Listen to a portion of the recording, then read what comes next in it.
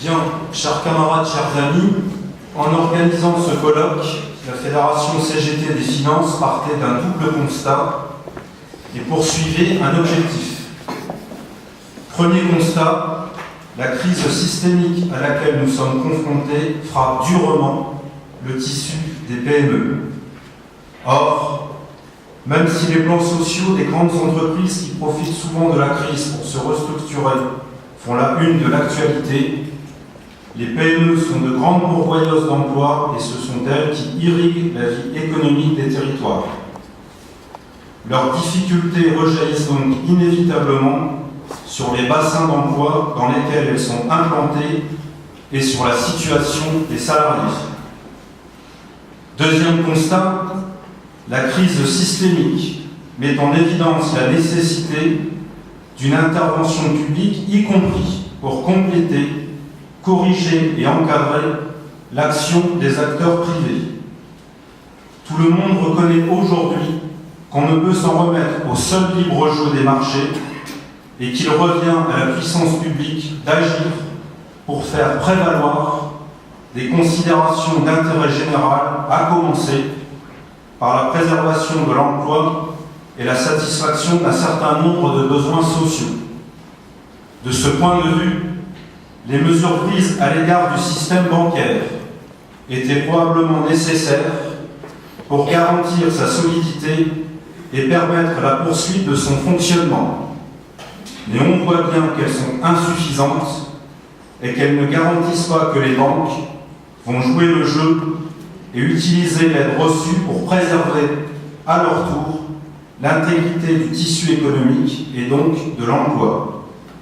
De même, le sauvetage médiatique de quelques entreprises emblématiques par l'injection de fonds publics risque souvent de n'être que l'arbre qui cache la forêt de besoins tout aussi criants laissés en déshérence.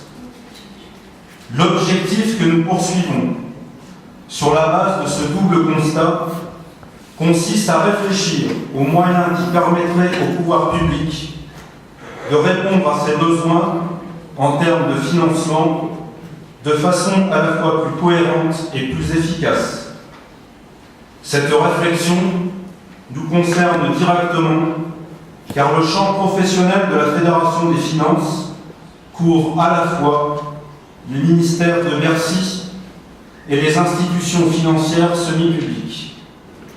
Nous sommes au cœur de ces outils financiers publics et donc particulièrement bien placés pour en mesurer les potentialités mais aussi les insuffisances. Et c'est précisément cette réflexion visant à mettre ces outils au service d'une politique économique orientée vers l'emploi, la satisfaction des besoins sociaux et le développement durable, qui nous a conduit avec l'ensemble de la CGT à proposer la création d'un pôle financier public. L'idée est de faire travailler en synergie les institutions financières semi-publiques existantes dans le cadre d'orientations qui garantissent à la fois la cohérence avec les actions des ministères de Bercy, la prévalence de l'intérêt général et un réel contrôle citoyen. Cette réflexion, nous ne la menons pas seuls au sein de la CGT, nous travaillons notamment de façon étroite avec la Fédération Banque et Assurance. Les débats d'aujourd'hui, avec la diversité des points de vue exprimés, c'était un choix délibéré de notre part et nous remercions vivement les intervenants d'avoir accepté notre invitation à venir débattre à la CGT, ont démontré que les constats étaient assez largement partagés.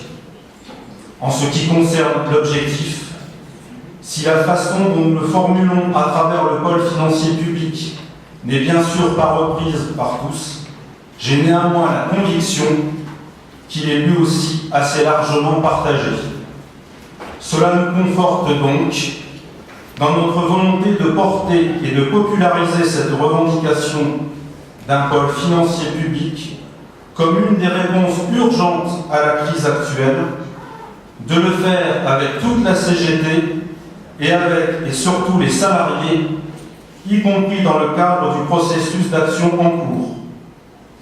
De ce point de vue, les prochaines échéances se dérouleront ici même, le 11 juin, avec le colloque organisé par la Confédération CGT sur la politique industrielle, puis le 13 juin, dans le cadre des manifestations interprofessionnelles qui seront organisées sur l'ensemble du territoire.